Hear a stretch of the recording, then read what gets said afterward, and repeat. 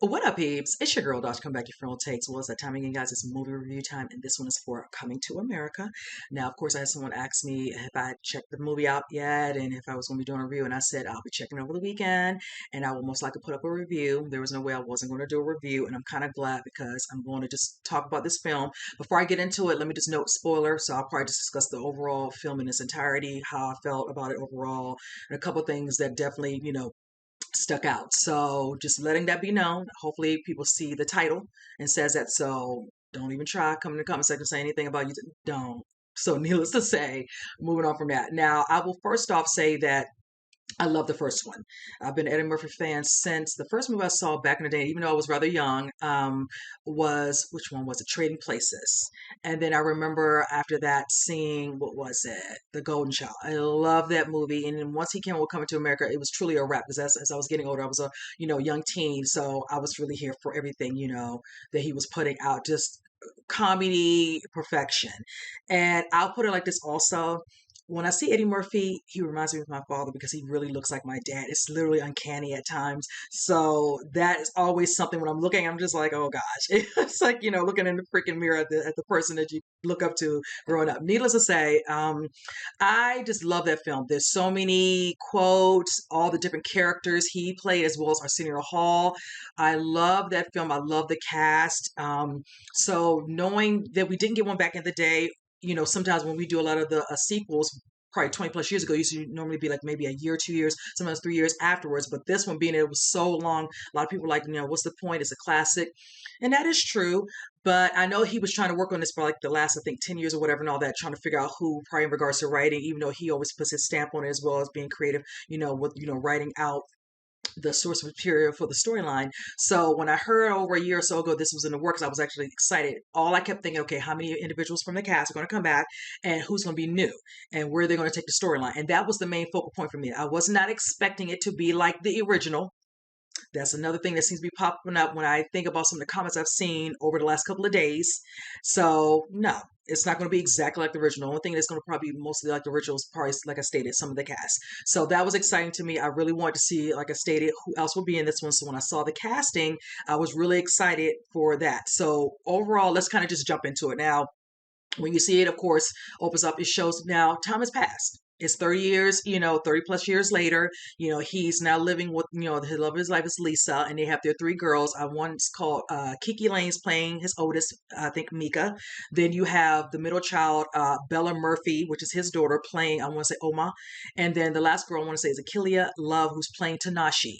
And I thought they were just done very well. I loved the feistiness of the youngest daughter, definitely a little bit more reserved and very I want to say politically correct or woke, the middle child, but played by Bella. And of course, Kiki playing the more older one, definitely following her father's, footsteps, learning everything, in regards of how to carry yourself for hopefully for the future of a part of Zamunda. So you see just, them just living their lives, whatever. And then of course things kind of take a turn because you see, as I stated, some original cast, James Earl Jones is back. Of course, Arsenio Hall's back. We get to see Garcelle Bouvet's back. I did also see Paul Bates. And then of course, Cleo Dow, which is played by John Amos. So it was just lovely. And I'm glad we got to see James Earl Jones. A lot of people kept thinking he wasn't going to be in this one. Once the trailer came out, it was just like, okay, great. It's not just going to be us hearing him because of course I think overall he is retired as an actor, so he probably came back to do this a little bit, and his part, even though it was small and brief, it was very substantial because it set the tone for the storyline. Of course, we all wanted to know what was going to happen, what could they do with the storyline. Of course, find out he has a long lost son. Now, I said it when I talked about this in the movie news, how is that? We never saw him sowing his royal oats. So it was really interesting how they showed the flashbacks. Insert of course, at the club and a couple of the different scenes that we get to see the flashbacks for that, which set the tone, which was really good because I love when they show that nostalgia purposes. But then to see this when we get introduced to Leslie Jones' character, who's named Mary. Love me some Leslie Jones. I thought was really fitting, and I think she recently did an actual live thing Saturday where she talked about how Eddie was really wanting her to be in this, whatever. And he was like, well, I'm doing my comedy special, which I went to see. And he was like, no, you need to be in this. She's like, I'm going to make it happen. Like, this guy, comedy genius. So I like that she got to be in this, and her role was very pivotal. So in the midst of that, they show how they get together. It was done really well, and I really enjoyed it. And I can tell you, special effects CGI is really well done in this one, whichever. And come to find out, of course, he has a son, and it's played by the character Jermaine Fowler, who plays the title in this one, Lavelle. So, in the instance of him, I'm not familiar with him as much, but he did, look the part, whatever, a little bit, uncanny with a little bit of look of Eddie and her spice, whatever. And he was definitely funny at times within, watching his character, and being from, Queens, New York, whichever, kind of doing a hustle thing, of course, with, his uncle played by Tracy Morgan. He brought his little, comedy flair to it as well, so I did enjoy that. So eventually he ends up, going back to America, of course, at Arsenio Hall, like talking about hell no. You all saw the trailer. And then it go on and he meets him, and then it's kind of like how he's kind of hesitant. Like, I don't know who you are, whatever, and all that. You see how he's reintroduced to Mary. Mary kind of remembers that moment. She kind of lets it loose, whatever, and all that. It kind of reminds them. So that was interesting. And then seeing how, they eventually go back. Lisa doesn't know. And it's like the kids have to kind of get used to this new dynamic. Okay, this person that you didn't know about, you find out because his father tells him literally on his deathbed almost. And just kind of seeing how he has to kind of, ingrace himself in trying to, you know, get to know his son, and then also try to, piece his, family, let him know, the situation, he wasn't aware, whatever, and all that. At least trying to be an understanding, to the fact that, okay, you didn't know this happened. This was before we met, when you started working at, McDowell's, and all these other instances, so I like how this was the storyline that kind of evolves, whatever, to the meshing and seeing how he, he's going to adapt to his son and then take it from there. So I like how over the course of the, film, you kind of see him, ingraining himself. And then I'm talking about Lavelle, getting to know his dad, learning how, he carries himself, learning how certain things are customs from Zamunda.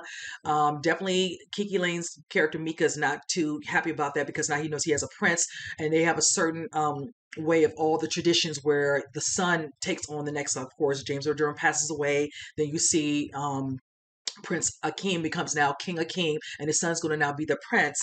And she's been, learning, all the things she needed to do to one day be considered maybe the queen. She's considered a princess, but the queen, whatever, who will, be able to look over Zamunda and all that and take on the legacy from her dad. But she's kind of been stonewalled and kind of, halted from this, narrative. And it's kind of, where you see the lessons come into play. And I like how you definitely see a lot of the shenanigans in between with, different clashes of how people carry themselves, like the people from, coming from New York with Leslie's character and Lavelle and Tracy eventually showing up. And then, seeing how they deal with their ways in Zamunda and all that. I did also love seeing how they made a McDowell's in Zamunda, but then the food was differently done a little bit more, organically, whenever they tried to eat it. It was so funny, kind of like a little bit of a push and nudge from the middle child played by Bella Murphy. So that was really interesting. I liked how they showed a lot of celebrities were in this one. Of course, I remember seeing Morgan Freeman. We saw Gladys Knight singing, Midnight Train to Zamunda. I like the little flip and switch on that. Of course, other singers like, In Vogue, Salt and Pepper. I saw Rick Ross.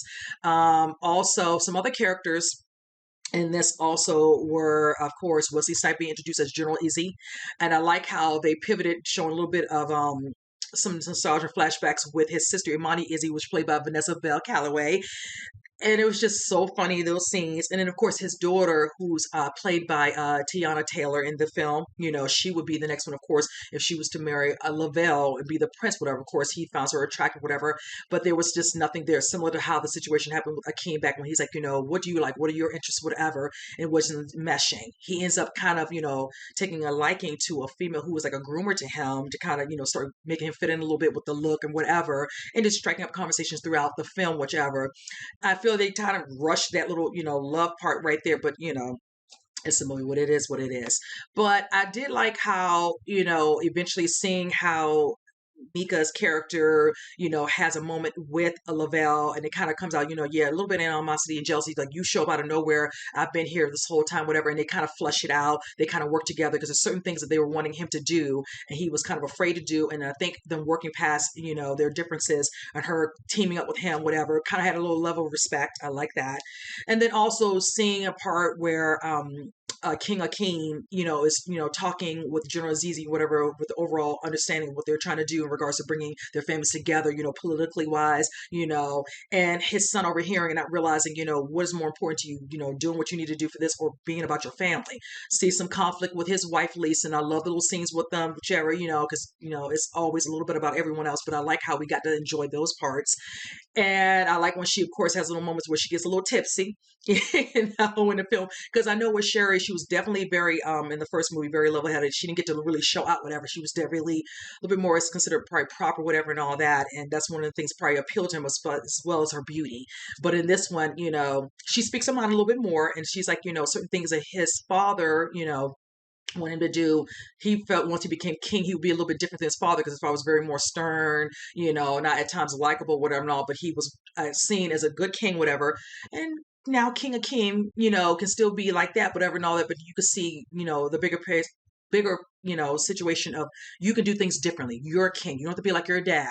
And I like how over the progressing of the film, he notices that and realizes that and takes ownership of that. I like some of the, of course, other characters like, Reverend Brownback, Sexual Chocolate, Semmi, Saul was back, of course, the barbershop scenes, of course, we love those. They got to, give us that, and I just like one scene where it shows Lavelle talking to the girl he ends up liking, and she's telling him the whole story of how his father came to Queens, how he met Lisa and all, so you can understand this, he wanted to be his own person. He was, growing up a certain way, he's lavished everything his life, whatever, and now he wants to, yeah, I have this, but I don't need all this. I want this. I want, to go out there and learn and, find my way. Same thing like with Lavelle. Lavelle's kind of just, winging it, doing the things for his uncle, whatever and all that, scalping tickets, whatever and all. And that's not what he sees. He envisions up, maybe a job, whichever. So I just kind of like how him hearing that story and trying to find his way, find out who he wants to be, who he wants to love. Those were really good. I really, really enjoyed those scenes. And then I would say overall, I really did enjoy the film. Like I stated before earlier in my review, a lot of individuals, when I was reading some comments, from people, not saying anybody was spoiling, but just people overall, it's like, oh, it was corny. Oh, it's not like the original. Oh no, it's not as vulgar. What's, the language. It's like, it doesn't have to be like the first one. This is 30 years later.